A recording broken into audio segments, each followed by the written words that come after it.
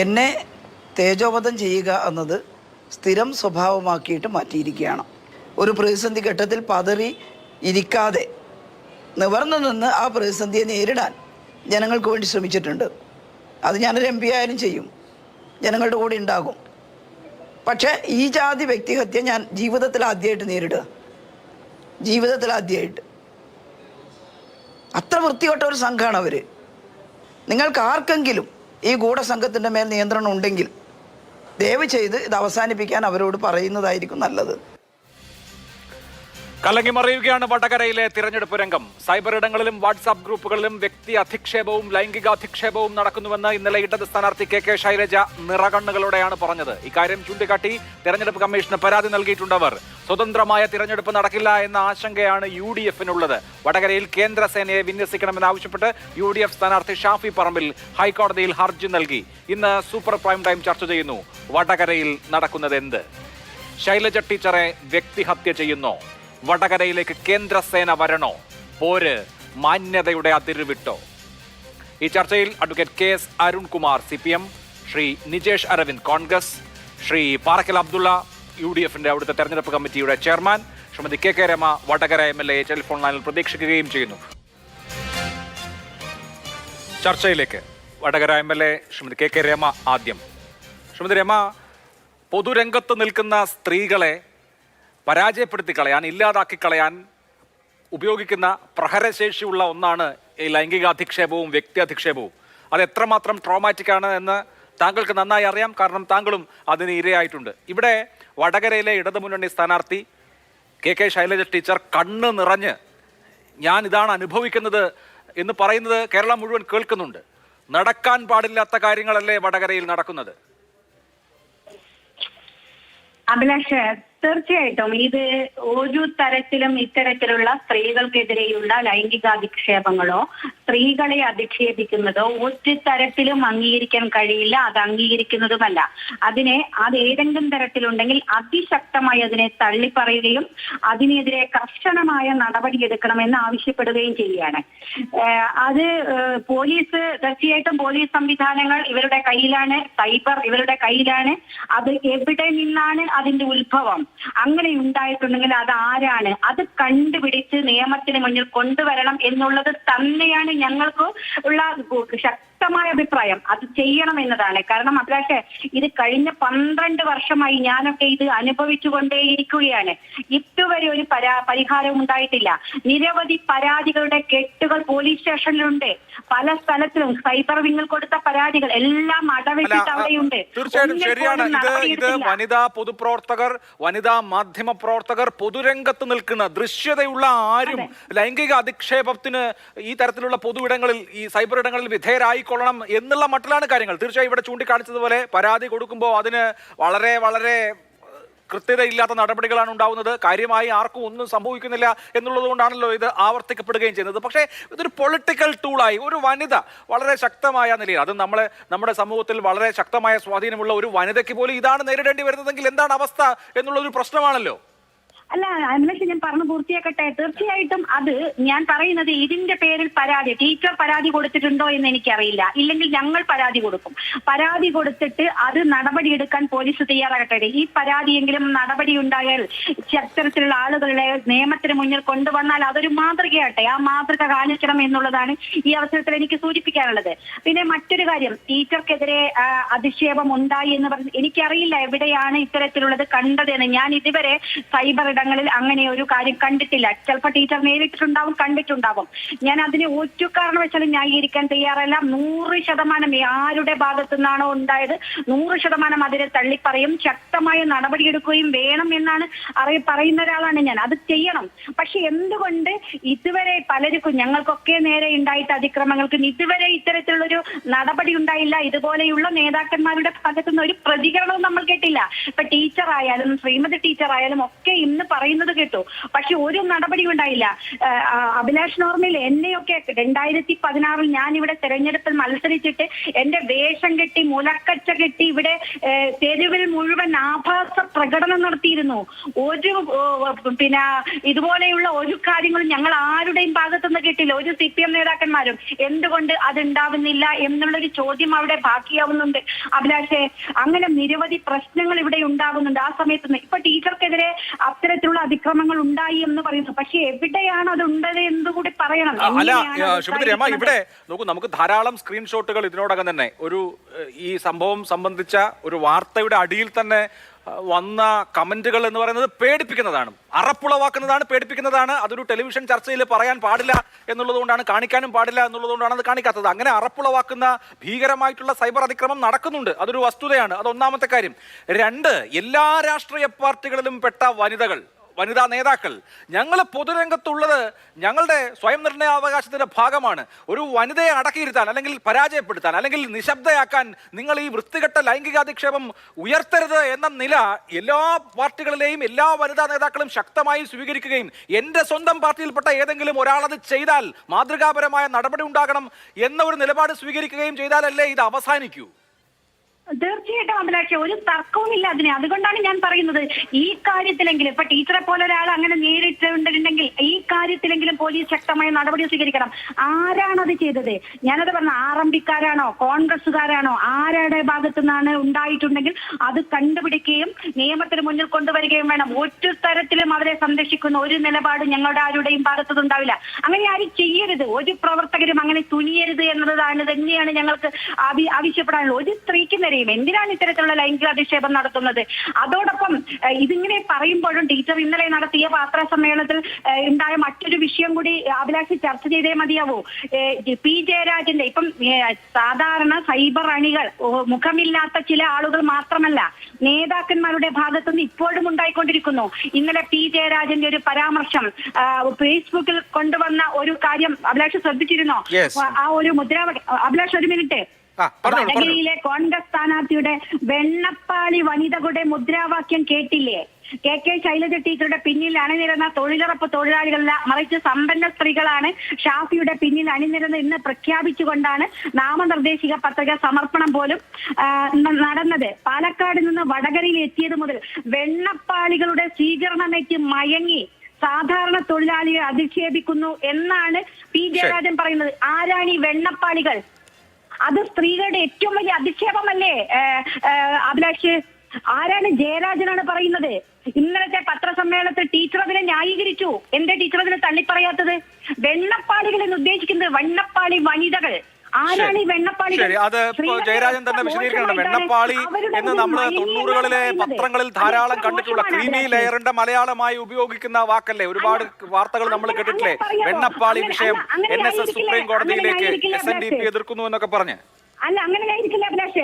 വെണ്ണപ്പാളി വനിതകൾ എന്ന് തന്നെയാണ് പറഞ്ഞത്. വെണ്ണപ്പാളികളുടെ സ്വീകരണം ഏറ്റവും മയങ്ങി. വെണ്ണപ്പാളികൾ എന്ന് പറയുന്നത് അത് വാക്കുകൾ പ്രയോഗിക്കുന്നതിന്റെ ഓരോരോ സന്ദർഭങ്ങളുണ്ട്. ഇവിടെ പ്രയോഗിച്ചത് അങ്ങനെയല്ല. എന്ത് ക്രിമിനലാണ്?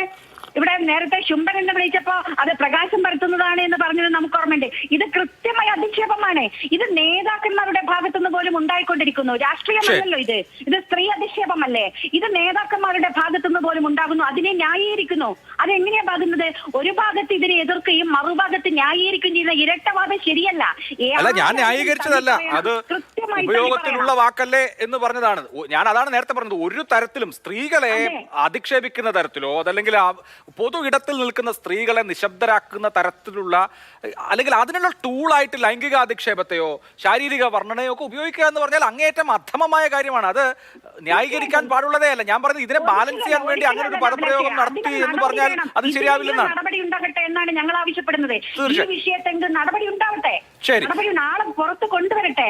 ഇങ്ങനെ മുഖമില്ലാത്ത കുറെ ആളുകൾ നടത്തുന്ന ഇത്തരത്തിലുള്ള അധിക്ഷേപങ്ങൾ പാടില്ല. അത് ഒരാൾക്കെതിരെയും ഞങ്ങളൊക്കെ അതിൽ കേട്ടെ. എന്നാ എനിക്കിപ്പോഴും ആസ്ഥാന വിധവയാണ് അഭിലാഷ. ഞാൻ ഭർത്താവിന് ശവം വിറ്റ് ജീവിക്കുന്നവളാണ് അഭിലാഷ. ഞാൻ എത്ര എത്ര അധിക്ഷേപങ്ങൾ കേട്ടുകൊണ്ടാണ് ഈ തീർച്ചയായും അറിയാമോ? 12 വർഷമായി തുടരുന്നു. തീർച്ചയായും അല്ല അത് ഇപ്പോഴും തുടരുന്നു എന്നുള്ളതാണ് ശ്രീമതി രമ ഏറ്റവും ഖേദകരമായ കാര്യം. ആ പരാമർശം നിയമസഭയിൽ നടത്തിയ സമയത്ത് MM മണി നടത്തിയ സമയത്ത് ഇതേ ഫ്ലോറിൽ താങ്കൾ ചർച്ചയിൽ പങ്കെടുത്തത് എനിക്ക് ഓർമ്മയുണ്ട്. ഇതുപോലെ ഇപ്പോൾ താങ്കളെ പോലെ ശൈലജ ടീച്ചറെ പോലെ അതല്ലെങ്കിൽ വേറെ ഏതെങ്കിലും പാർട്ടിയിൽപ്പെട്ട ഏതെങ്കിലും സ്ത്രീകളൊക്കെ ഇതുപോലെയുള്ള കാര്യങ്ങൾ കേൾക്കേണ്ടി വരുന്നു എന്നുള്ളതാണ് ഏറ്റവും സങ്കടകരമായ കാര്യം. നമ്മൾ എന്തുകൊണ്ടാണ് നമ്മുടെ ഈ പൊതു രാഷ്ട്രീയ വ്യവഹാരം കൂടുതൽ പക്വമാവാത്തത്? എന്തുകൊണ്ടാണ് ഇപ്പോഴും ഈ തരത്തിലുള്ള രാഷ്ട്രീയ വ്യവഹാരമാണ് ഈ നാട്ടിൽ നടക്കുന്നത് എന്നുള്ളതാണ് ഏറ്റവും ആശ്ചര്യമുണ്ടാക്കുന്നത്, സങ്കടകരമായിട്ടുള്ള കാര്യം. അതുകൊണ്ടാണ് ഞാൻ പറയുന്നത് എല്ലാ രാഷ്ട്രീയ പാർട്ടികളിലും പെട്ട എല്ലാ നേതാക്കളും ഇക്കാര്യത്തിൽ സ്വന്തം അണികളെ ഇത് നിങ്ങൾ ചെയ്യരുത് എന്നുള്ള നിലയിൽ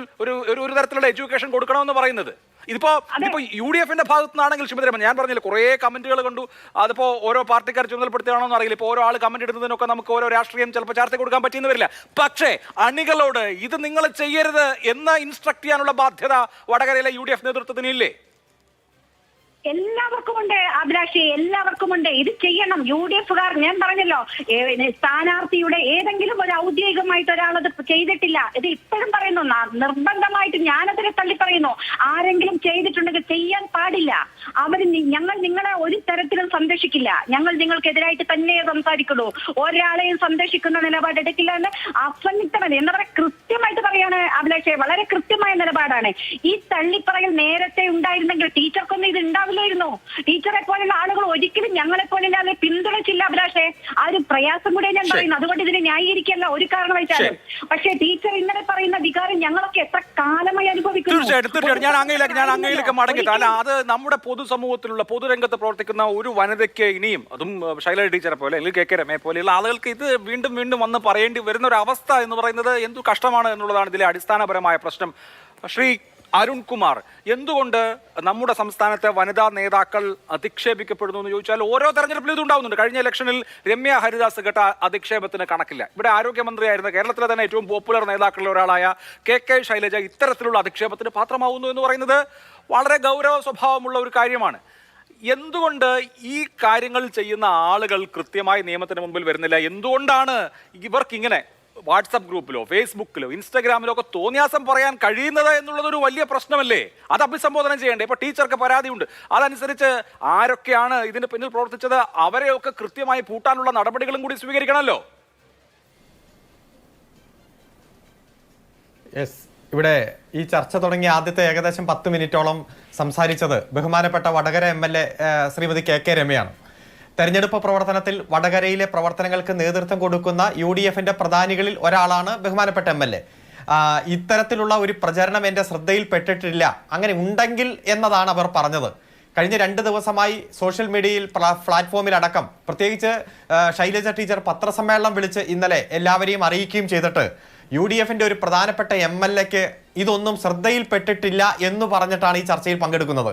അപ്പോൾ ഞാൻ ആദ്യം തന്നെ സൂചിപ്പിക്കാം, ശ്രദ്ധയിൽപ്പെട്ടിട്ടില്ലെങ്കിൽ ഈ തെരഞ്ഞെടുപ്പ് പ്രഖ്യാപിച്ച കാലം മുതൽ തന്നെ UDF-ന് വേണ്ടിയും പ്രത്യേകിച്ച് വടകരയിലെ സ്ഥാനാർത്ഥിക്ക് വേണ്ടിയും തെരഞ്ഞെടുപ്പ് പ്രചരണം നടത്തിയ എൻ്റെ വടകര KL18 എന്ന് പറയുന്ന ഒരു ഇൻസ്റ്റാഗ്രാം അക്കൗണ്ടിൽ നിന്നാണ് മോർഫ് ചെയ്ത ചിത്രം വച്ചുകൊണ്ട് ശൈലജ ടീച്ചറെ ഏറ്റവും കൂടുതൽ അപമാനിച്ച ചിത്രങ്ങൾ പ്രചരിപ്പിച്ചത്. അതിൽ വന്ന കമന്റുകളും മറ്റുമെല്ലാം സോഷ്യൽ മീഡിയയിൽ തന്നെയുണ്ട്. ശ്രീ അഭിലാഷ് തന്നെ സൂചിപ്പിച്ചു, ഇതിൽ വന്ന പല കമന്റുകളും ഇത്തരത്തിലുള്ള ചർച്ചയിൽ ഉപയോഗിക്കുവാനോ ചിത്രങ്ങൾ കാണിക്കുവാനോ പറയുവാനോ ഒന്നും പറ്റാത്ത തരത്തിലുള്ള കമന്റുകളാണ് എന്ന് സൂചിപ്പിക്കുകയുണ്ടായി. അപ്പോൾ ശ്രീ KK രമ മാത്രമായിരിക്കും അല്ലെങ്കിൽ UDF-കാർ മാത്രമായിരിക്കും ഇനി അത് കണ്ടിട്ടില്ല എന്ന് പ്രചരിപ്പിക്കാൻ ശ്രമിക്കുന്നത്.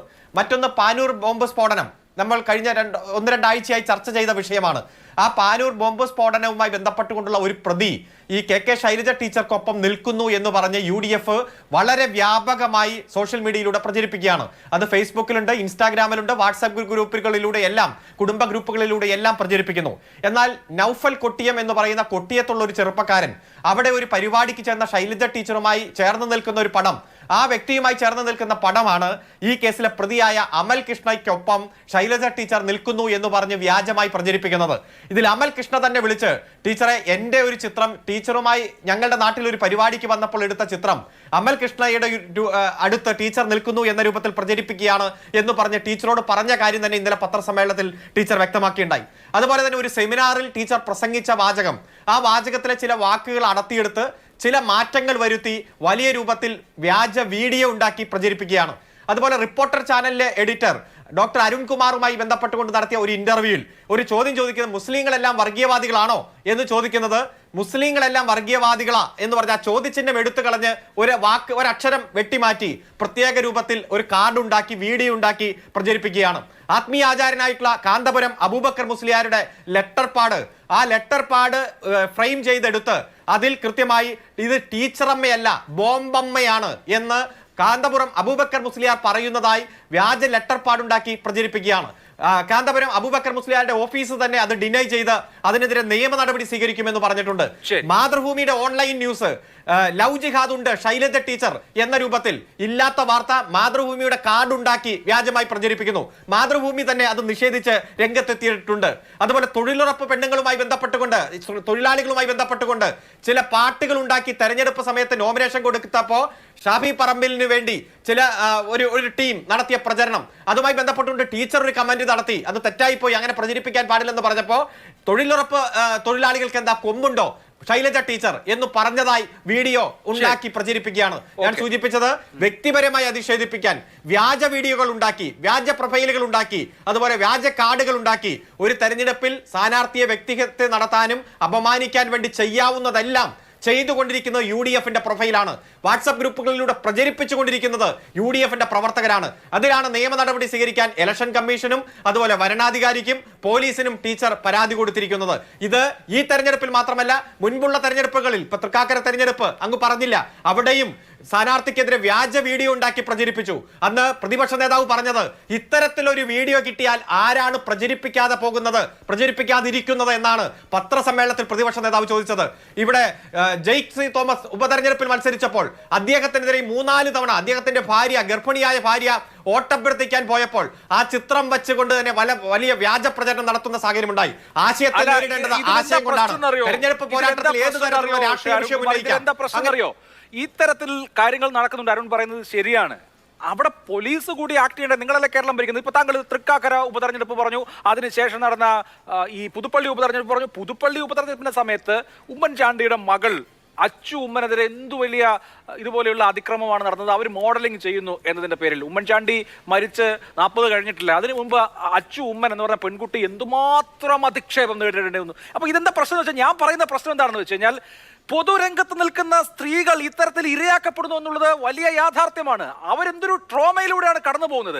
അതെന്തുകൊണ്ട് അവസാനിപ്പിക്കാൻ കഴിയുന്നില്ല? ഇതുപോലെ ചെയ്യുന്ന തെമ്മാടികളെ നിലക്ക് നിർത്താൻ ഇവിടെ ഒരു പോലീസില്ലേ, ഇവിടെ ഒരു സംവിധാനമില്ലേ? ശൈലജ ടീച്ചർ ആവട്ടെ, അച്ചു ഉമ്മൻ ആവട്ടെ, രമ്യ ഹരിദാസ് ആവട്ടെ, KK രമ ആവട്ടെ, ആരും ഒരു തരത്തിലുള്ള അധിക്ഷേപത്തിനും വിധേയരാവാൻ പാടില്ല. ഇലക്ഷനിൽ അവർക്കും വേണം ലെവൽ പ്ലേയിങ് ഫീൽഡ് എന്നുള്ള നിലയിൽ അതിശക്തമായ ആക്ഷൻ എടുക്കാൻ എന്താണ് തടസ്സം ശ്രീ അരുൺകുമാർ? അതിലൊരു പ്രശ്നം, വ്യാപകമായി വ്യാജ പ്രൊഫൈലുകൾ ഉണ്ടാക്കുന്നു. ആ പ്രൊഫൈലുകൾ തേടിപ്പോയി സൈബർ സെൽ എത്ര കിണഞ്ഞു പരിശ്രമിച്ചാൽ പോലും അത് അവസാനം വ്യാജ പ്രൊഫൈലായി കണ്ടെത്തുകയാണ്. അങ്ങനെ കണ്ടെത്തുമ്പോഴും പ്രചരിപ്പിക്കാനുള്ള മെറ്റീരിയൽ കൃത്യമായി നിർമ്മിച്ച് അത് വ്യാപകമായി പ്രചരിപ്പിക്കുകയും സ്ഥാനാർത്ഥികളെ വ്യക്തിഹത്യ നടത്താൻ വേണ്ടിയിട്ടുള്ള ഒരു പൊതുപ്രവർത്തനം നടത്തുന്നു. പക്ഷെ വാട്സാപ്പ് ഗ്രൂപ്പുകളിലൂടെയെല്ലാം ഏറ്റവും കൂടുതൽ പ്രചരിപ്പിക്കുന്നത് നമ്മൾ കൃത്യമായി ആരൊക്കെയാണ് പ്രചരിപ്പിക്കുന്നതെന്ന് കണ്ടെത്തുന്ന സാഹചര്യമുണ്ട്. അപ്പോൾ പോലീസായാലും ഇലക്ഷൻ കമ്മീഷനായാലും വരണാധികാരികളായാലും തെരഞ്ഞെടുപ്പ് ഒഫൻസിൽ മാത്രം നിൽക്കാതെ സൈബർ നിയമങ്ങൾ ഉപയോഗിച്ചുകൊണ്ടുള്ള ശക്തമായിട്ടുള്ള നിലപാടെടുക്കണമെന്ന് തന്നെയാണ് ഞങ്ങളുടെ അഭിപ്രായം. അതുകൊണ്ട് ഒരാളും ഇത്തരത്തിൽ വ്യക്തിഹത്യ നടത്താൻ പാടില്ല, അല്ലെങ്കിൽ അത്തരത്തിലുള്ള വ്യക്തിഹത്യക്ക് വിധേയമാകാനും പാടില്ല. ആശയത്തെ ആശയം കൊണ്ട് നേരിടണം. രാഷ്ട്രീയ വിഷയങ്ങൾ ചർച്ച ചെയ്യട്ടെ, അതുപോലെ തന്നെ വികസന പ്രവർത്തനങ്ങൾ ചർച്ച ചെയ്യട്ടെ. ഏതെങ്കിലും തരത്തിലൊരു വ്യക്തിയെ അധിക്ഷേപിച്ചുകൊണ്ടോ അങ്ങനെ പ്രചരണം നടത്തിയതുകൊണ്ടോ രാഷ്ട്രീയപരമായി ഒരു നേട്ടവും ഉണ്ടാക്കാൻ കഴിയുമെന്നും ആരും വിശ്വസിക്കേണ്ടതില്ല. അതുകൊണ്ട് അതിശക്തമായിട്ട് തന്നെ പരാതി കൊടുത്തിട്ടുണ്ട്. നിയമ നടപടികളുമായി മുന്നോട്ട് പോകും. നീതി പുലരുന്ന തരത്തിൽ തന്നെ അതിശക്തമായിട്ട് തന്നെ മുന്നോട്ട് പോകും. ശരി, ഓക്കെ. ശ്രീ നിജേഷ് അരവിന്ദ്, ഈ തിരഞ്ഞെടുപ്പിൽ തന്നെ ഏറ്റവും അധികം വ്യാജങ്ങൾക്കിരയാകുന്ന സ്ഥാനാർത്ഥിയാണ് KK ശൈലജ. അതെന്തുകൊണ്ടാണെന്ന് നിങ്ങളുടെ ആളുകളും പരിശോധിക്കേണ്ടേ? ഇപ്പോൾ ഇന്നലെ പറഞ്ഞ ലൈംഗിക അധിക്ഷേപം, വാട്സാപ്പ് ഗ്രൂപ്പിലൂടെയുള്ള വ്യക്തി അധിക്ഷേപം തുടങ്ങിയ കാര്യങ്ങൾ അവിടെ നിൽക്കട്ടെ. നോക്കൂ, ഞങ്ങൾക്ക് മാതൃഭൂമിക്ക് തന്നെ ഒരു കാർഡ് ഇറക്കിയിട്ട് സോഷ്യൽ മീഡിയയിൽ പബ്ലിഷ് ചെയ്യേണ്ടി വന്നു. മാതൃഭൂമിയുടേതെന്ന പേരിൽ പ്രചരിക്കുന്ന ഈ വാർത്തകൾ വ്യാജം. എന്തായിരുന്നു വാർത്ത എന്നറിയാമോ? ലവ് ജിഹാദ് ഉണ്ട് KK ശൈലജ. ധാരാളം മുസ്ലിം പെൺകുട്ടികളും ക്രിസ്ത്യൻ പെൺകുട്ടികളും ലവ് ജിഹാദിൽ പെട്ട് പോയിട്ടുണ്ട് എന്ന് KK ശൈലജ പറഞ്ഞതായിട്ടുള്ള ഒരു വ്യാജമായ കാര്യം മാതൃഭൂമിയുടെ കാർഡ് ഇട്ടിട്ട് പ്രചരിപ്പിക്കുകയാണ്. ഇതുപോലെ പലതരത്തിലുള്ള വ്യാജങ്ങൾ, നേരത്തെ ഇവിടെ അരുൺ ചൂണ്ടിക്കാണിച്ചതുപോലെ ഒരു ടെലിവിഷൻ ചാനലിന്റെ ഒരു ക്ലിപ്പ് മാത്രം കട്ട് ചെയ്ത്, ഇങ്ങനെ വ്യാജങ്ങളുടെ ഒരു പ്രളയം ഉണ്ടാക്കിയിട്ടല്ലല്ലോ തെരഞ്ഞെടുപ്പ് ജയിക്കേണ്ടത്. എന്തുകൊണ്ടാണ് ഒരു സ്ഥാനാർത്ഥി ഈ നിലയ്ക്ക് ടാർഗറ്റ് ചെയ്യപ്പെടുന്നത് എന്നുള്ളത് ഗൗരവതരമായ ഒരു വിഷയമല്ല. അവരൊരു മനുഷ്യ സ്ത്രീ കൂടിയാണല്ലോ, 68 വയസ്സുള്ള ഒരു സ്ത്രീയാണ്. ഒരാൾക്ക് ഇതൊക്കെ ഇങ്ങനെ ഇത്രയധികം വ്യാജങ്ങൾ സഹിക്കേണ്ടി വരുമ്പോൾ ഉണ്ടാകുന്ന മാനസിക ബുദ്ധിമുട്ടെങ്കിലും പരിഗണിക്കേണ്ടതല്ലേ? ഇത് മനുഷ്യർ തമ്മിൽ മത്സരിക്കുന്ന ഒരു ജനാധിപത്യ പ്രക്രിയയല്ലേ?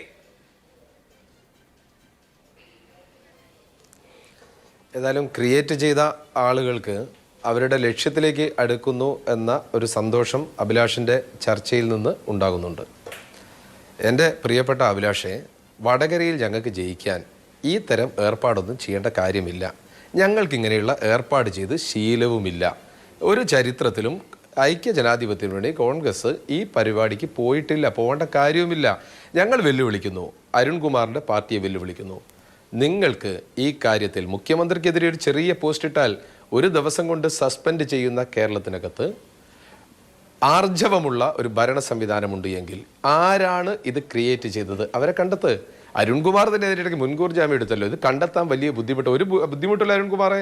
ഇത് ഈ തെരഞ്ഞെടുപ്പിൽ 18ാമത്തെ അടവ് കഴിഞ്ഞു, അവസാനം 19ാമത്തെ അടവ് വടകരയിൽ എടുത്തു ബോംബ്. അതും ഏശാതെ വന്നപ്പോൾ 20ാമത്തെ അടവാണ് ഇത്. ഞങ്ങൾക്ക് അതിൻ്റെ ആവശ്യമില്ല. വടകരയിൽ കൂടി പോയാൽ, അഭിലാഷ് പോയതാണല്ലോ, ഞാൻ സ്ഥിരമായി വടകരയിൽ പോകുന്ന ആളാണ്. വടകരയിൽ പോയാൽ അറിയാം, അവിടെ ഒരു ചർച്ചയ്ക്ക് പോയാലുള്ള അവസ്ഥ. അഭിലാഷ് വളരെ കൃത്യമായിട്ടല്ലോ, അഭിലാഷ് ചർച്ചയുമായി പോയല്ലോ. ആരാണ് ചർച്ചയ്ക്ക് ഇരിക്കുന്ന ആളുകൾ? എന്താണ് അവിടെ ചർച്ചയ്ക്ക് വരുന്ന ആളുകളുടെ സ്വഭാവം? അഭിലാഷ് ഒന്ന് വെറുതെ ഒന്ന് നോക്ക്. ചർച്ച തുടങ്ങുന്നത് മുതൽ അധിക്ഷേപം. ആരാ ഉന്നയിക്കാറ് അധിക്ഷേപം? ഞങ്ങളാ അധിക്ഷേപം. ബസ് സ്റ്റാൻഡിനകത്ത് ഒരു ചർച്ചയ്ക്ക് പോയാൽ 10 തവണ തെറിവിളിയാ. ആരാ തെറിവിളിക്കുന്നത്? ഞങ്ങളാ തെറിവിളിക്കുന്നത്. അറിയപ്പെടുന്ന അവിടുത്തെ CPM അവരുടെ ആംഗ്യ ഭാഷ ഇതൊക്കെ അന്വേഷിക്കേ. ആരാണ് ചെയ്യുന്നത് എന്ന് അന്വേഷിക്കുക. ഞാൻ കഴിഞ്ഞ ദിവസം പോയ ചർച്ചയാ. അഭിലാഷെ കണ്ടോ?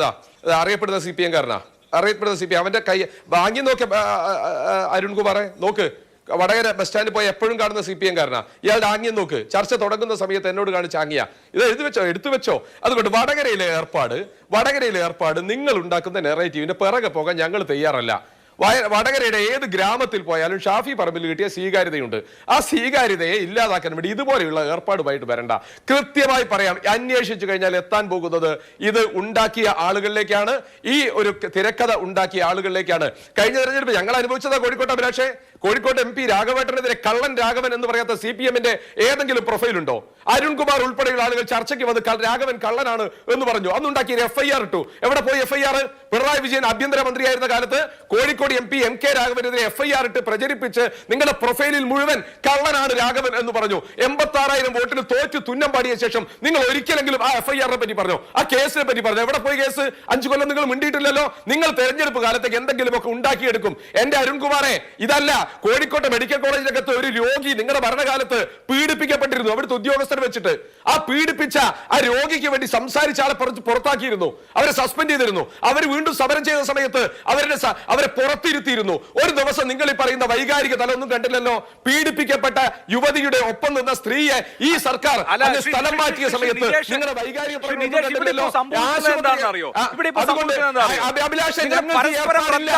അഭിലാഷേ പരസ്പരം റദ്ദാക്കി കളയൽ.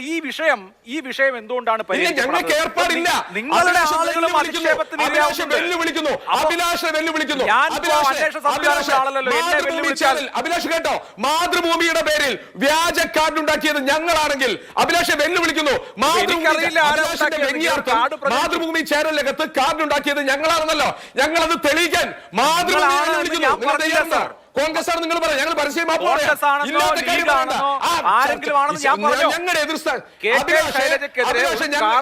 ഞങ്ങളുടെ എതിർ അല്ല, അതിന്റെ ക്രിയേറ്റേഴ്സിനെ കണ്ടെത്തണം. അല്ല, ഞങ്ങൾക്ക് നേരെ പറയണ്ട. ഞങ്ങളല്ല, ഞങ്ങൾക്ക് ഏർപ്പാടില്ല, ഞങ്ങളുടെ പരിപാടിക്കില്ല, ഞങ്ങൾക്ക് അതിന്റെ ആവശ്യവുമില്ല. ഈ കാർഡ് ഇപ്പോ ശൈലജ ടീച്ചർ ലവ് ജിഹാദ് ഉണ്ട് എന്ന് ഇവിടെ സംഭവിക്കുന്നത് എന്താ? ചില ആളുകൾ ഇത് ചർച്ച ചെയ്യുന്നു. അഭിലാഷ്, ഞാൻ പറയാം, ചർച്ച ചെയ്തൊക്കെ ഇപ്പൊ ഈ വിഷയം അവിടെ വലിയ പരാതിയും കാര്യങ്ങളൊക്കെ ആയപ്പോഴല്ലേ. ഇത് കുറച്ചു ദിവസം മുമ്പത്തെ കാര്യമാണ്. ഇപ്പൊ ലവ് ജിഹാദ് ഉണ്ട്, എന്ന് ശൈലജ ടീച്ചർ പറയുന്നു, അല്ലെങ്കിൽ മുസ്ലിങ്ങൾ ഭീകരവാദികളാണ് എന്ന് ടീച്ചർ പറഞ്ഞു എന്നൊക്കെ പറഞ്ഞു. ഇതൊക്കെ ഈ വാട്സപ്പ് ഗ്രൂപ്പുകളിൽ, വിശേഷിച്ച് ഫാമിലി വാട്സപ്പ് ഗ്രൂപ്പുകളിൽ സ്പ്രെഡ് ചെയ്യാനുള്ളതാണ്. ഫേസ്ബുക്കിൽ ഇടാനോ ഇൻസ്റ്റഗ്രാമിൽ ഇടാനോ എന്നുള്ളതല്ല, സ്വന്തം ഐഡിയിൽ വന്ന് ഇടാനുള്ളതല്ല. ഇത് ഈ വാട്സപ്പ് ഗ്രൂപ്പുകളിലൊക്കെ ഇങ്ങനെ വിതറി പോകാനുള്ള സാധനങ്ങളാണ്. ഇപ്പോൾ ഈ ലവ് ജിഹാദ് ഉണ്ട് ശൈലജ ടീച്ചർ എന്ന ഒരു സംഗതി അവരുടെ തന്നെ പക്ഷത്ത് ഉണ്ടാക്കേണ്ട കാര്യമില്ലല്ലോ. അത് കൃത്യമായി ന്യൂനപക്ഷ വോട്ടുകളെ ലക്ഷ്യം വെച്ച്, അല്ലെങ്കിൽ ആ ജനവിഭാഗത്തെ ലക്ഷ്യം വെച്ചുള്ള ഒരു കാർഡാണ്. എന്താ ആ കാർഡിന്റെ ഉദ്ദേശം? ആ കാർഡിന്റെ ഉദ്ദേശം ഈ ഇടത് സ്ഥാനാർത്ഥിക്കെതിരെ ഒരു അനിമോസിറ്റി വളർത്തൽ എന്നുള്ളതാണ്. അത് ആര് ചെയ്തു എന്നിപ്പോൾ എനിക്ക് ആധികാരികമായി പറയാൻ പറ്റില്ല. പക്ഷെ അങ്ങനെ ഒരു കാർഡ് പ്രചരിപ്പിച്ചിരുന്നു. ഇത് ഒരു ഇലക്ഷൻ ഫീൽഡിൽ നടക്കാൻ പാടില്ലാത്തതാണല്ലോ. ഇനി നിങ്ങളുടെ സ്ഥാനാർത്ഥിക്കെതിരെ, അത് ഏത് സ്ഥാനാർത്ഥി ആവട്ടെ, എം കെ രാഘവനാവട്ടെ അല്ലെങ്കിൽ ആരാവട്ടെ, അങ്ങനെ ചെയ്യുന്നത് ശരിയല്ലല്ലോ. ഇതൊക്കെ നാളെ ആർക്കും സംഭവിക്കാവുന്ന കാര്യമല്ലേ രജേഷ്? ആർക്കും സംഭവിക്കാം. അപ്പോൾ നമ്മുടെ ജനാധിപത്യ രംഗം ഇതുപോലെ മലീമസമാകരുത്. അതിന് പരസ്പരം അങ്ങോട്ടും ഇങ്ങോട്ടും ആരോപണം ഉന്നയിച്ചത് കൊണ്ട് പരിഹാരമാവില്ല. അഭിലാഷിനെതിരെ ഒരാൾ പോസ്റ്റ് ഇടുന്നു. ഞാൻ ലളിതമായി പറയുന്നു, അഭിലാഷ് നിൽക്കുന്ന ജൂറിസ്ഡിക്ഷനിലെ പോലീസ് സ്റ്റേഷനിൽ പരാതി കൊടുക്കുന്നു. ആരാണ് നടപടി എടുക്കേണ്ടത്? ഇത്ര മാത്രമേ ചോദിക്കുന്നുള്ളൂ. ഫാമിലി ഗ്രൂപ്പിൽ ഒരു പോസ്റ്റ് ഇടുന്നു. എന്റെ ഐഡിയിൽ നിന്നാണ് ഇട്ടതെങ്കിൽ, ഫാമിലി ഗ്രൂപ്പ് എന്ന് പറഞ്ഞാൽ ക്ലോസ്ഡ് ആണല്ലോ ഗ്രൂപ്പ്, ഫാമിലിക്ക് അകത്തുള്ള 10, 60 അല്ലെങ്കിൽ 100, 150 പേരുള്ള ഗ്രൂപ്പ്. അതിനകത്ത് പോസ്റ്റ് ഇട്ട ആളെ കണ്ടുപിടിക്കാൻ അങ്ങ് ന്യൂയോർക്ക് വരെ പോകണ്ടല്ലോ. അയാളുടെ അന്വേഷിക്കണം, അയാളുടെ ഫോൺ ചേസ് ചെയ്യണം. നമ്മൾക്കറിയാമല്ലോ, IKG സെന്ററിലേക്ക് ഒരു ബോംബ് ഇട്ടു എന്ന് പറഞ്ഞുകൊണ്ട് എത്ര ദിവസം ഓടി നടന്നിട്ടുണ്ട് ഈ പോലീസ്. അവസാനം അതിന്റെ സാക്ഷിയും പ്രതിയും കാര്യങ്ങളിലേക്ക് ഞാൻ പോകുന്നില്ല. അതുപോലെ കേരള പോലീസ് ഒരാളെ പിടിക്കട്ടെന്നേ. ഇത് ക്രിയേറ്റ് ചെയ്യുന്നത് എന്താ? ഇത് ക്രിയേറ്റ് ചെയ്യുന്നു, എന്നിട്ട് പറയുന്നു ഇത് UDF ആണ് ക്രിയേറ്റ് ചെയ്യുന്നത്, എന്നിട്ടൊരു പുകമറ ഉണ്ടാക്കുന്നു, ഒരു നെറേറ്റീവ് ഉണ്ടാക്കുന്നു. സ്ത്രീകൾക്കെതിരെയുള്ള ആക്ഷേപത്തിന്റെ ഉത്തരവാദി ഞങ്ങളാണ് എന്ന തരത്തിലേക്ക് ഒരു ആഖ്യാനം ഉണ്ടാക്കുന്നു. എന്നിട്ട് ചർച്ച ചെയ്യുന്നു. ഞങ്ങൾ അത്തരക്കാരല്ല, ഞങ്ങൾക്ക് ആ പരിപാടിയില്ല, ഞങ്ങൾ അങ്ങനെ പോകുന്ന ആളുകളല്ല. അപ്പൊ നേരത്തെ ശ്രീ KK രമ പറഞ്ഞത് കേട്ടല്ലോ, 12 കൊല്ലമായി ആസ്ഥാന വിധവ എന്ന് വിളിച്ചിട്ട് ഒരു കെട്ട് പരാതി ഒരു MLA പിണറായി വിജയൻ ഭരിക്കുന്ന ആഭ്യന്തര വകുപ്പ് കൊടുത്തിട്ട് ഒരു കേസ് എടുത്തോ? അഭിലാഷേ, ഒരു കേസ് എടുത്തോ? ഞാൻ ചോദിക്കും, ഒറ്റ കേസ് എടുത്തോ? ആകാശ് തില്ലങ്കേരി എന്ന് പറയുന്ന ക്രിമിനൽ, ഷുഹൈബിനെ വെട്ടിക്കൊന്ന ക്രിമിനൽ മാത്രം പറഞ്ഞ തെറിക്കെതിരെ ഇന്ന് അയാൾ ജയിലിലാണല്ലോ, CPM ആണല്ലോ അടച്ചത്.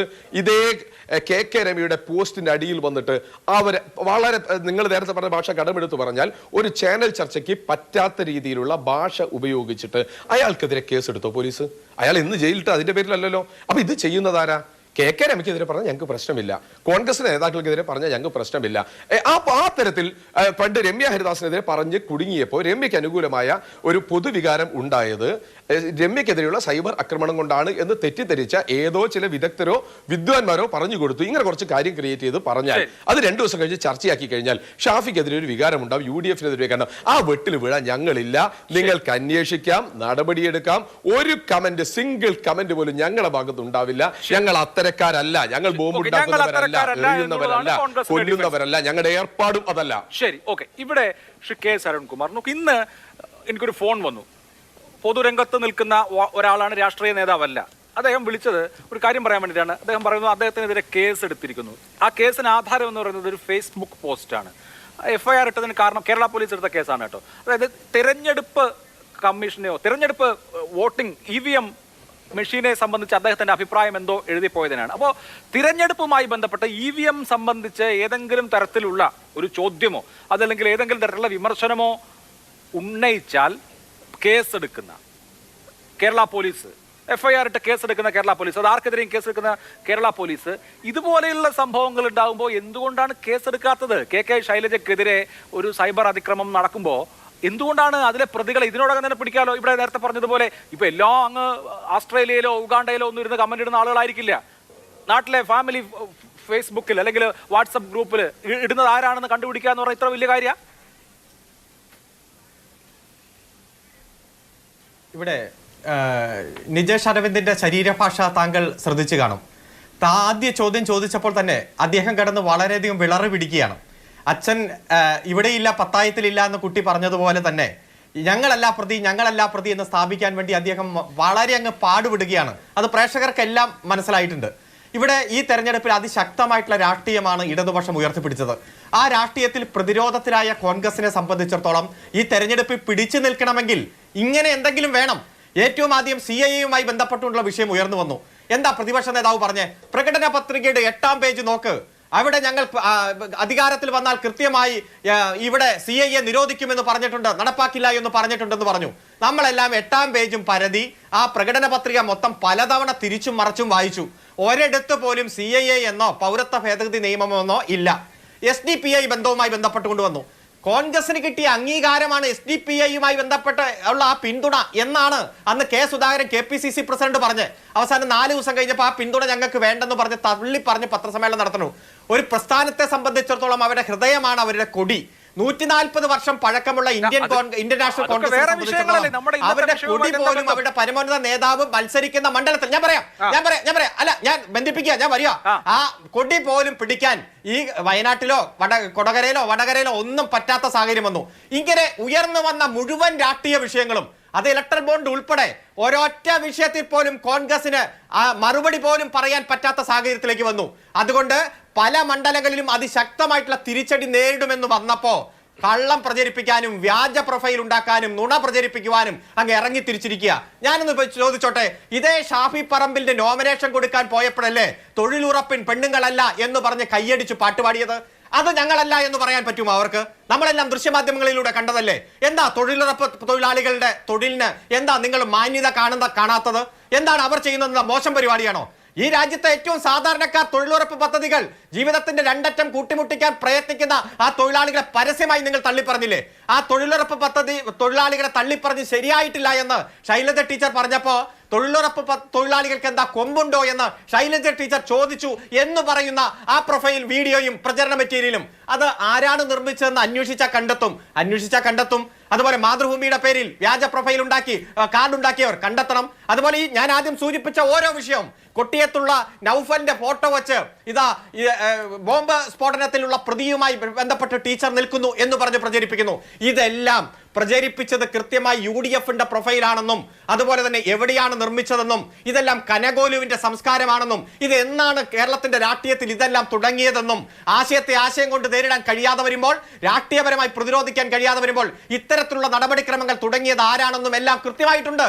ഞാൻ പറഞ്ഞല്ലോ, പ്രതിപക്ഷ നേതാവ് ചോദിച്ചില്ലേ, ഇത്തരത്തിൽ ഒരു പോൺ വീഡിയോ കിട്ടിക്കഴിഞ്ഞാൽ, അശ്ലീല വീഡിയോ കിട്ടിക്കഴിഞ്ഞാൽ ആരാണ് അത് പ്രചരിപ്പിക്കാത്തത് എന്ന് ചോദിച്ചത് പ്രതിപക്ഷ നേതാവല്ലേ? അതിന്റെ വീഡിയോ ഞാൻ അയച്ചു തന്നോ? മാതൃഭൂമിയുടെ ക്ലബിൽ ഇത് ഉണ്ടാവുമല്ലോ, ആ വീഡിയോ ഉണ്ടാവുമല്ലോ. അത്തരത്തിൽ അതിനെ സിമ്പിളായി കണ്ട് അണികൾക്ക് പ്രചരിപ്പിക്കാനുള്ള വേദി ഒരുക്കിയത് UDF ആണ്. ഞങ്ങൾ പറയുന്നു, ശക്തമായിട്ടുള്ള നടപടി സ്വീകരിക്കണം. പോലീസ് ആക്ട് ചെയ്യണം, ഇലക്ഷൻ കമ്മീഷൻ ആക്ട് ചെയ്യണം, കളക്ടർക്ക് വരണാധികാരി എന്ന രൂപത്തിൽ ഇടപെടാം. കാരണം ഇത് ഇലക്ട്രൽ ഒഫൻസ് ആണ്. റെപ്രസെന്റേഷൻ ഓഫ് പീപ്പിൾ ആക്ടിന്റെ തെരഞ്ഞെടുപ്പ് അഴിമതി എന്ന രൂപത്തിൽ സ്ഥാനാർത്ഥിയെ വ്യക്തിഹത്യ നടത്തുന്ന വകുപ്പുകൾ കൂടി കൂട്ടിച്ചേർക്കണം. രാഷ്ട്രീയ പാർട്ടിയുടെ പ്രവർത്തകർ സ്കിൻ ഉള്ളവരായിരിക്കണം എന്നെല്ലാം കോടതിയും മറ്റു കാര്യങ്ങളും പറഞ്ഞിട്ടുണ്ട്. അത് രാഷ്ട്രീയപരമായിട്ടുള്ള ആരോപണത്തിലാണ്. വികസന പ്രവർത്തനം ചെയ്യാമെന്ന് പറഞ്ഞിട്ട് ചെയ്തില്ല എന്ന് പറയാം. ഇന്ന വികസന പ്രവർത്തനങ്ങളിൽ നിന്ന് ഓടി ഒളിച്ചു എന്ന് പറയാം. രാഷ്ട്രീയപരമായിട്ടുള്ള ആരോപണമാണ്. തല വെട്ടിക്കയറ്റി വീഡിയോ പ്രചരിപ്പിച്ച് ഈ സൈബർ ഒഫൻസിൽ ആളുകളെ അധിക്ഷേപിക്കുന്ന വിഷയത്തിൽ പരാതി ചെന്നാൽ എന്ത് ആക്ഷനാണ് ഇവിടെ എടുക്കപ്പെടുക എന്നുള്ള ആദ്യത്തെ പ്രശ്നം. ഞാൻ പറഞ്ഞല്ലോ, നമ്മുടെ പൊതുസമൂഹത്തിൽ പ്രവർത്തിക്കുന്ന ദൃശ്യതയുള്ള വനിതകളിൽ അധിക്ഷേപം നേരിടാത്തവരായി ആരെങ്കിലും ഉണ്ടോ? സംശയമാണ്. എന്തുകൊണ്ടാണ് അത് ആവർത്തിക്കപ്പെടുന്നത്? അങ്ങനെ ചെയ്താലും ഒരു കുഴപ്പവുമില്ല എന്ന ഒരു അവസ്ഥ ഇവിടെ ഉള്ളതുകൊണ്ടാണ്. അങ്ങനെയുള്ള ക്രൈം ചെയ്യുന്ന ആളുകളെ കൃത്യമായി പൂട്ടുക എന്ന അടിസ്ഥാനപരമായ കാര്യമുണ്ട്. അതിവിടെ ചെയ്യുന്നില്ല. ഞാൻ പറഞ്ഞത് ഈ കേസിൽ മാത്രമല്ല, പൊതുവെ നിങ്ങളുടെ നേതാക്കളായാലും അവരുടെ നേതാക്കളായാലും അധിക്ഷേപിക്കപ്പെടുമ്പോൾ ചർച്ച നടക്കുന്നുണ്ട്, രോഷപ്രകടനം നടക്കുന്നുണ്ട് എന്നുള്ളതിനപ്പുറത്ത് നിയമ നടപടികൾ മുന്നോട്ട് പോകുന്നില്ല. പിന്നെ രണ്ടാമത്തെ ഒരു വിഷയം, ഇപ്പോൾ കുറെ അധികം ആളുകൾ ശൈലജ ടീച്ചറെ അധിക്ഷേപിച്ചത് ഞാനും കണ്ടു. അപ്പൊ അതിൽ തന്നെ ഇപ്പൊ നിങ്ങളുടെ അണികൾ തന്നെ ചൂണ്ടിക്കാണിക്കുന്ന പോലെ ഒരു ഫൈസൽ എന്ന ആളുടെ കമന്റ് കണ്ടു. അയാള് വടകരക്കാരനല്ല, അയാൾ അജ്മാനിൽ ജോലി ചെയ്യുന്ന ഈ തൃശ്ശൂർ ജില്ലയിൽപ്പെട്ട ആളാണ്. ഈ സൈബർ ഇടം എന്ന് പറഞ്ഞു കഴിഞ്ഞാൽ നൂറുകണക്കിന് ആളുകളുള്ള ഒരു സ്ഥലമാണല്ലോ, ആർക്കും എന്ത് തോന്നിവാസവും പറയാം എന്നൊരവസ്ഥയുണ്ട്. അപ്പൊ ഈ പറഞ്ഞ കമന്റ് ഇടാൻ പോകുന്ന, ചീത്ത വിളിക്കാൻ പോകുന്ന ആളുകളെല്ലാം ഷാഫി പറമ്പിലോ അദ്ദേഹത്തിന്റെ ക്യാമ്പയിൻ കമ്മിറ്റിയോ ചുമതലപ്പെടുത്തിയതാണെന്ന് നിങ്ങൾ എങ്ങനെയാണ് പറയാ? അപ്പോൾ ഇത്തരത്തിലുള്ള അധിക്ഷേപം ഉണ്ടാവുന്നുണ്ട് എന്നുള്ളതിന്റെ പേരിൽ ഇതിന്റെ ഉത്തരവാദിത്വം എങ്ങനെയാണ് അപ്പുറത്തെ സ്ഥാനാർത്ഥിക്ക് കെട്ടിവെക്കുക? അപ്പൊ അയാൾ ശരിക്കും പറഞ്ഞാൽ ഇങ്ങനെ ഒരു സിറ്റുവേഷനിൽ അയാൾ അറിയാത്ത കാര്യമാണ് എന്നുണ്ടെങ്കിൽ അയാളും അവിടെ ഇരയാക്കപ്പെടില്ലേ?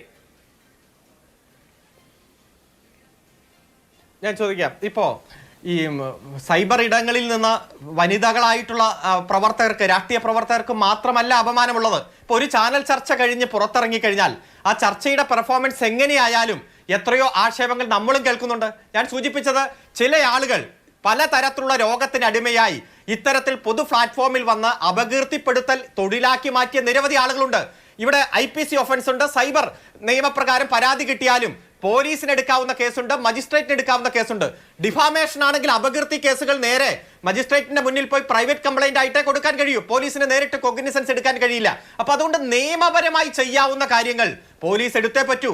അത് ഏത് തരത്തിലുള്ള പരാതി കിട്ടിയാലും ഇത്തരത്തിലുള്ള ഒഫൻസ് ആവർത്തിക്കാതിരിക്കാൻ പാകത്തിലുള്ള ശക്തമായ നടപടി സ്വീകരിക്കണം. മുഖം നോക്കാതെയുള്ള നടപടി സ്വീകരിക്കണം. അതിൽ യാതൊരു ദാക്ഷിണ്യവും പാടില്ല. അത് തന്നെയാണ് ഞങ്ങളുടെ അഭിപ്രായം.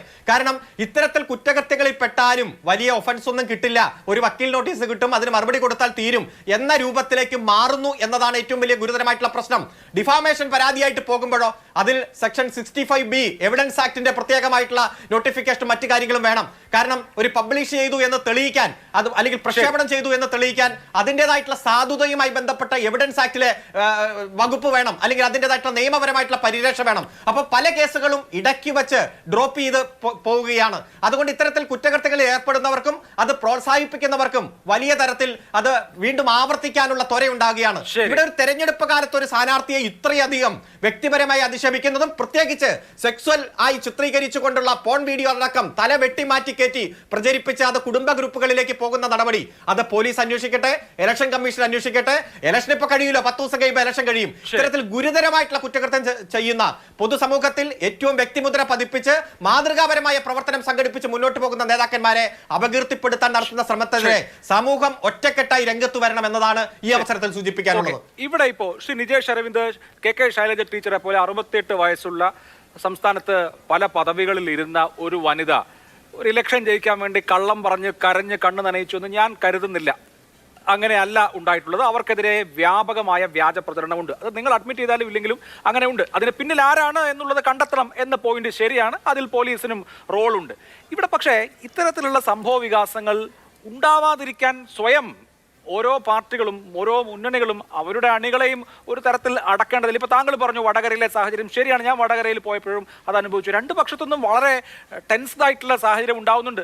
തൊട്ടിപ്പുറത്ത് കോഴിക്കോട് വന്നാൽ അതിന് അത്രയില്ല, കുറച്ചുകൂടി ആ വാശിയുടെ കാര്യത്തിൽ മാറ്റമുണ്ട്. അപ്പോൾ ഇത്രയും വളരെ ടൈറ്റായ തെരഞ്ഞെടുപ്പ് നടക്കുമ്പോൾ അണികൾ ഇങ്ങനെ വഴിവിട്ട് പോവാതിരിക്കുക എന്ന ഉത്തരവാദിത്വം നേതൃത്വം വളരെ വളരെ ജാഗ്രതയോടുകൂടി ഏറ്റെടുക്കേണ്ടതല്ലേ? ഞാൻ പറഞ്ഞത് നിങ്ങളെ കുറിച്ച് മാത്രമല്ല, ആരായാലും.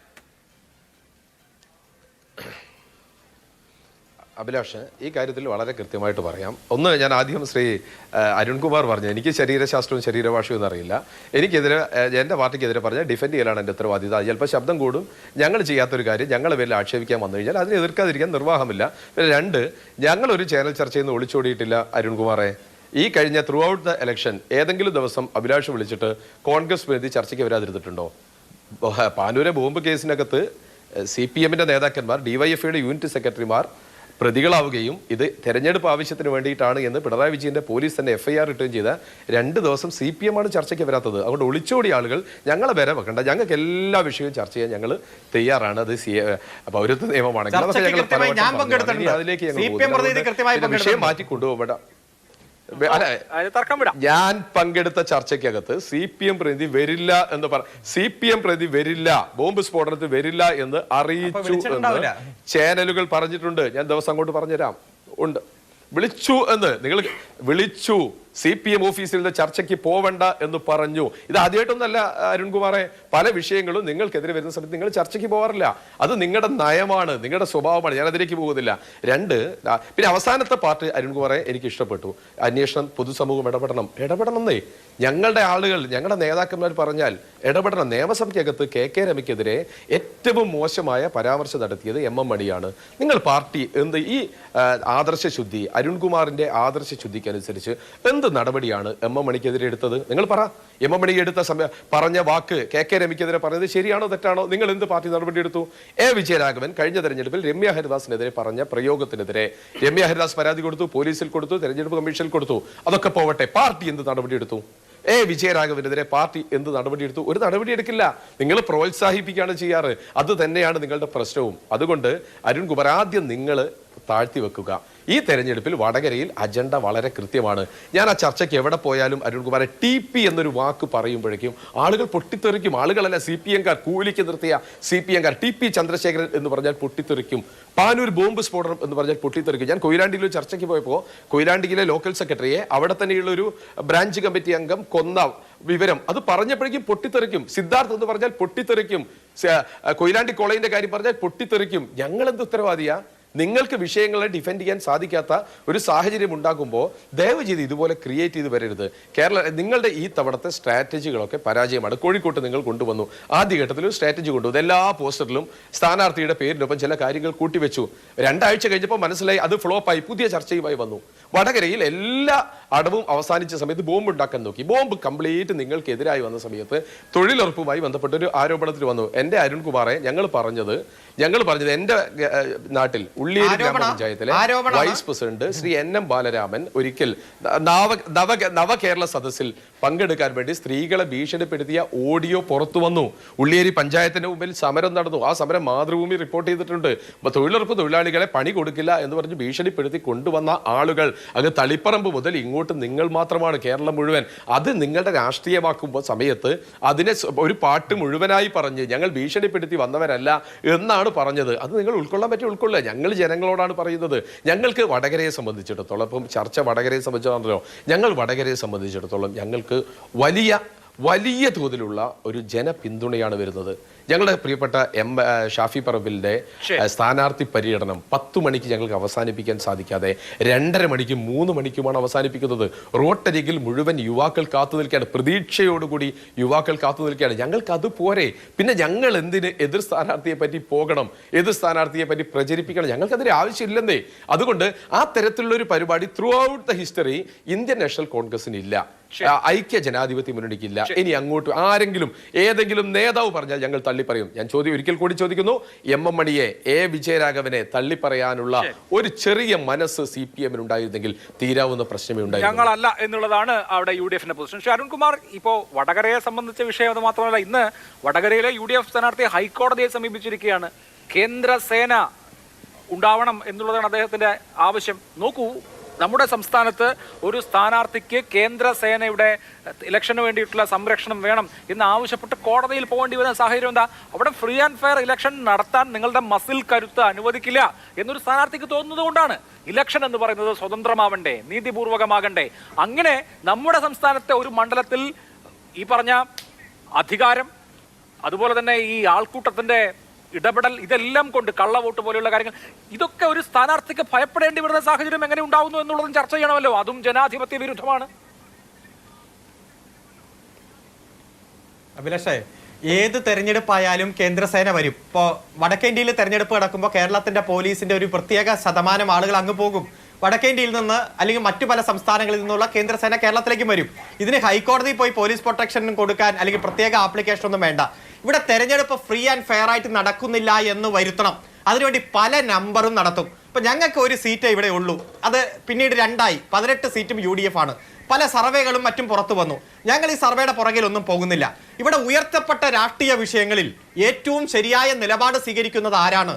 ഫ്രീ ആൻഡ് ഫെയർ ഇലക്ഷൻ നടന്നാൽ കേന്ദ്രത്തിന്റെ ഭാഗത്തുനിന്നും ആ ഇലക്ഷൻ തന്നെ അട്ടിമറിക്കാനുള്ള വലിയ ശ്രമം നടക്കുകയാണ്. ആ നടക്കുമ്പോൾ പോലും നന്നായി ഈ രാഷ്ട്രീയ വിഷയങ്ങൾ ചർച്ച ചെയ്യപ്പെട്ടാൽ ഇടതുപക്ഷത്തിന് ഗംഭീര വിജയം കിട്ടുമെന്നതിൽ യാതൊരു സംശയം വേണ്ട. രാത്രി 10 മണിക്ക് തെരഞ്ഞെടുപ്പ് പ്രചരണം അവസാനിപ്പിക്കാൻ പറ്റുന്നില്ല, രാത്രി 2:30 വരെ തെരഞ്ഞെടുപ്പ് പ്രചരണം നടത്തിയാൽ അതും മറ്റൊരു തെരഞ്ഞെടുപ്പ് ഒഫൻസാണ്. 10 മണി കഴിഞ്ഞാൽ മൈക്കും ഉപയോഗിക്കാൻ പാടില്ല. നിങ്ങളുടെ തെരഞ്ഞെടുപ്പ് കമ്മിറ്റി കൺവീനറെ ചെവിക്ക് പിടിച്ച് പുറത്താക്ക്. അത്യാവശ്യം ശേഷിയുള്ള, ഇതൊക്കെ കോർഡിനേറ്റ് ചെയ്യാൻ കഴിവും ശേഷിയും പാരമ്പര്യവും അല്ലെങ്കിൽ അത് പരിചയമുള്ള ഒരാളെ തെരഞ്ഞെടുപ്പ് കമ്മിറ്റിയുടെ കൺവീനറാക്കി സ്ഥാനാർത്ഥിയുടെ പര്യടന പരിപാടി നടത്തി കഴിഞ്ഞാൽ 10 മണിക്ക് അവസാനിപ്പിക്കാൻ പറ്റും. ആ മറ്റൊരു തെരഞ്ഞെടുപ്പ് ഒഫൻസാക്കി മാറ്റണ്ട. ഞാൻ സൂചിപ്പിച്ചത് ജനങ്ങൾ കൃത്യമായി അറിയാം ഏത് വിഷയത്തിലാണ് കഴിഞ്ഞ 5 വർഷമായി UDF-ന്റെ MP-മാർ ഉയർച്ചു നിന്നത്. ഞാനിന്ന് ചോദിക്കട്ടെ, ഇവിടെ ഒരു സ്ഥാനാർത്ഥിയെ മാറ്റിയിട്ടാണ്, നിലവിലെ MP-യെ മാറ്റിയിട്ടാണ് നിങ്ങൾ ഷാഫി പറമ്പിലിനെ കൊണ്ടുവന്നത്. അതെന്താണ് കൊണ്ടുവരാനുള്ള കാരണം? എന്തുകൊണ്ടാണ് അദ്ദേഹത്തെ സ്ഥാനാർത്ഥിയാക്കിയത് എന്നൊക്കെ നമ്മൾ ചർച്ച ചെയ്താണ്. ഇവിടെ ഉയർത്തപ്പെട്ട ഓരോ വിഷയം, കാന്തപുരം അബൂബക്കർ മുസ്ലിയാരുടെ വ്യാജ പ്രൊഫൈൽ ഉണ്ടാക്കുന്നു. അതുപോലെ മുസ്ലിങ്ങളെല്ലാം വർഗീയവാദികളാ എന്ന് പറഞ്ഞു എന്ന രൂപത്തിൽ ചില വാക്കുകൾ വെട്ടിമാറ്റി വാചകം ഉണ്ടാക്കുന്നു. അതുപോലെ തന്നെ പണ്ഡിതന്മാരുടെ പ്രസംഗത്തെ ഉദ്ധരിച്ച് സംസാരിക്കുമ്പോൾ അതിൽ ചില ഭാഗങ്ങൾ വെട്ടിമാറ്റി എടുക്കുന്നു. അങ്ങനെ ഓരോ വിഭാഗം നിങ്ങൾ ഉണ്ടാക്കിയ വ്യാജ വീഡിയോയും പ്രൊഫൈൽ പിക്ചറുകളും അതുപോലെ പ്രചരണത്തിന് ഉപയോഗിക്കുന്ന മെറ്റീരിയലും എല്ലാം പ്രത്യേക സമുദായത്തിന്റെ വോട്ട് ആർജിക്കാൻ വേണ്ടി മാത്രമാണ്. ആ പ്രത്യേക സമുദായത്തിൽപ്പെട്ട ആളാണ് സ്ഥാനാർത്ഥി എന്നതുകൊണ്ട് ആ സമുദായത്തിൽപ്പെട്ടവർ ഈ ഇടതുപക്ഷത്തിന് അനുകൂലമായി ചിന്തിക്കുന്നത് ഒഴിവാക്കാൻ വേണ്ടി കൃത്യമായി കനകോലുവിന്റെ നമ്പർ നന്നായി ഇടപെട്ടിട്ടുണ്ട്. വലിയ രൂപത്തിൽ നിങ്ങൾ അതിനുവേണ്ടി സമയം ചെലവഴിച്ചിട്ടുണ്ട്. അത് വരും 10 ദിവസങ്ങളിൽ നിരവധി ഉണ്ടാകുമെന്ന് ഞങ്ങൾക്ക് പ്രതീക്ഷയുമുണ്ട്. പക്ഷെ എന്ത് പ്രതീക്ഷയായാലും കേരളത്തിലെ ജനങ്ങൾ പ്രബുദ്ധരാണ്. കാരണം കേരളത്തിലെ ജനത ഈ രാഷ്ട്രീയ വിഷയത്തിൽ ഞങ്ങളോടൊപ്പം കൂടെ നിന്നവർക്കേ അവർ അവരുടെ മനസാക്ഷിയുടെ അംഗീകാരം രേഖപ്പെടുത്തു. CAA എന്നൊരു വാക്ക് പോലും പ്രകടനപത്രികയിൽ പറയാൻ കഴിയാതെ, സ്വന്തം കൊടി പോലും പിടിക്കാൻ കഴിയാതെ, ഏതൊരു വിഷയത്തിലും ജനങ്ങൾക്കൊപ്പം നിൽക്കാൻ കഴിയാതെ പോയി കഴിഞ്ഞാൽ ശരി, എനിക്കൊരു ഇടവേള. ഈ വിഷയങ്ങളെല്ലാം ഇടതുപക്ഷത്തിന് ഞാൻ 2 അതിഥികളിലേക്കും മടങ്ങിയെത്താം. ഇടവേള.